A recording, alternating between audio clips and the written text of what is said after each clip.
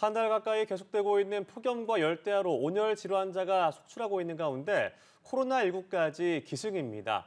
최근 코로나19 증상이 냉방병, 감기와 구별하기도 쉽지 않아 걱정인데요. 푹푹 찌는 날씨에 코로나까지 건강관리 어떻게 해야 하는지 오늘 뉴스캐스터 연결해 알아보겠습니다. 강수지 캐스터. 네, 박경희 한림대 성심병원 가정의학과 교수와 이야기 나눠볼게요. 안녕하십니까? 네, 안녕하세요. 네, 이번 주도 폭염의 기세가 매섭습니다. 이 온열 질환으로 병원을 찾는 분들 중 고령자가 많다고 들었는데요. 건강 관리 어떻게 해야 할까요? 네, 되게 이렇게 고온다습한 날씨에는 온열 질환뿐만이 아니라 이제 냉방병이나 식중독과 같은 많은 질병의 위험성이 커집니다. 특히 말씀하신 대로 이제 노인들 분들이 이제 체온 조절에 미숙하기 때문에 좀 취약할 수가 있고요. 어린 아이들도 마찬가지입니다. 그리고 심혈관 질환이나 당뇨병과 같은 만성 질환이 있는 분들이 고위험군이 되겠습니다. 만약에 부득이하게 외출을 하셔야 되는 경우에는 모자나 양산과 같은 이런 보호 장구를 잘 착용을 하시는 게 좋겠고요. 이렇게 더운 날씨에는 또 땀을 많이 흘리기 때문에 충분한 수분 섭취가 필요해서 수시로 물을 충분히 드셔주시는 게 좋고요.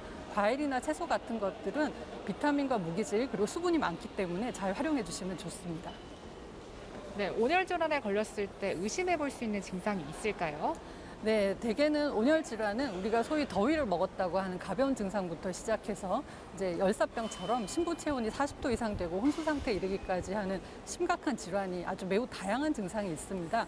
만약에 내가 이런 더운 환경에 오랜 시간 노출이 됐는데 일을 하고 난 다음에 이유 없이 두통이나 무기력증 그리고 이제 메스꺼움 그리고 온 몸이 뜨거워지면서 열이 떨어지지 않는 듯한 느낌이 든다면 그럴 때는 반드시 시원한 곳으로 옮기셔서 충분한 수분 섭취를 하시고 증상이 지속될 때는 병원을 방문하시는 것이 좋습니다. 네, 그런데 이 건설이나 농업에 종사하시는 분들은 폭염에도 불구하고 밖에서 일을 할 수밖에 없습니다. 이런 분들은 어떻게 행동을 해야 할까요? 네, 대개는 사실 그런 시간에는 일을 하지 않으시는 게 가장 좋은데 부득이하게 이렇게 일을 하셔야 되는 분들이 상당히 안타깝긴 하지만 좀 조심을 주셔야 될 부분이 있습니다. 우리가 이제 온도가 상당히 높아지는 시기가 이제 정오부터 시작해서 오후 5시 정도까지가 상당히 더운데요. 그런 시간대에는 가능하면은 이런 사업주 분들께서 충분히 쉬는 시간을 주시는 게 좋습니다. 그래서 피곤하면 쉰다가 아니라 이제 의무적으로 일정 시간 간격대로 충분히 시원한 곳에서 쉴 수 있는 시간을 주시는 게 좋고요. 농어촌 같은 경우에도 이제 밭에 나가서 일을 하시거나 하는 것을 시간대로 옮겨주시는 것이 좋겠습니다. 네, 가능하면은 우리가 요즘 이제 몸을 시원하게 할 수 있는 그런 장비들이 많이 나와 있으니까 쿨링감이 있는 톳이라던가 그리고 모자나 그리고 목 가리개 이런 것들을 착용해 주시면 훨씬 좋겠습니다. 네, 요즘 코로나19로 병원을 찾는 분들이 많다고 했는데요. 이렇게 코로나19가 유행하는 이유, 상황은 어떨까요? 네, 지금 환자분들이 오셔서 감기 증상 오셨는데 검사를 해보면 거의 한 40~50% 정도가 코로나 양성이 나온다거나 코로나19로 인해서 입원하시는 환자분들이 점점점 증가하고 있는 추세라고 지금 보도가 되고 있습니다. 되게 예전에는 우리가 코로나19에 대해서 경각심을 가지고 있어서 상당히 조심을 많이 했었는데요. 요즘 같은 경우는 그게 많이 해제가 되기도 했고 검사를 잘 안 하기 때문에 코로나19 감염이 돼도 잘 모르고 다른 분들에게 감염을 시키거나 하는 경우가 있기 때문에 좀 더 많이 확산이 되는 것 같습니다. 가능하면은 코로나19 증상이 있거나 하면 검사를 받으시고 가능하면 이제 좀 자가격리를 하시는 게 좋겠고요. 지금 앞으로 아무래도 학생들이 개학을 하고 그리고 또 9월에는 추석 연휴가 있기 때문에 좀 더 조심하고 개인위생에 신경을 쓰시는 게 좋겠습니다. 네, 콧물의 재채기, 인후통, 냉방병과 증상이 유사한데요. 어떨 때 코로나 검사를 받아봐야 할까요? 네, 사실 일반 감기와 냉방병 그리고 코로나19 감염이 사실 좀 섞여 있는 그런 증상들을 좀 보이게 되는데요. 사실 냉방병 같은 경우는 우리가 실내에서 상당히 추운 환경, 아주 낮은 공기에 노출이 되는 후에 그리고 뭐 두통이나 근육통 같은 증상이 있는 경우가 있기 때문에 명확하게 구분이 될 수 있고요. 감기와 코로나19가 조금 구별이 어렵기는 한데 상대적으로 코로나19는 고열이 동반이 되는 경우가 있고 그리고 근육통이나 몸살 증상들이 좀 심한 경우가 있습니다. 만약에 이런 증상들이 있으시면 호흡기 증상이 동반이 되거나 하면 반드시 자가검사 키트를 활용해서 코로나19 검사를 해보시는 게 좋겠습니다.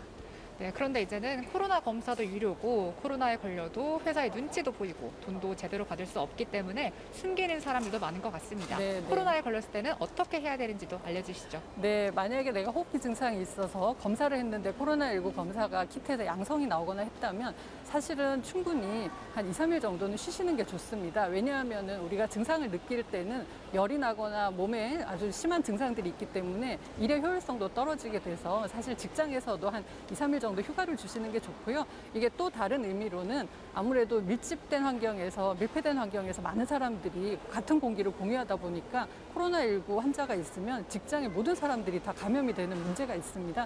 그렇기 때문에 충분히 이제 감염된 시간은 쉬시고 이제 다시 복귀를 하시는 게 좋겠습니다.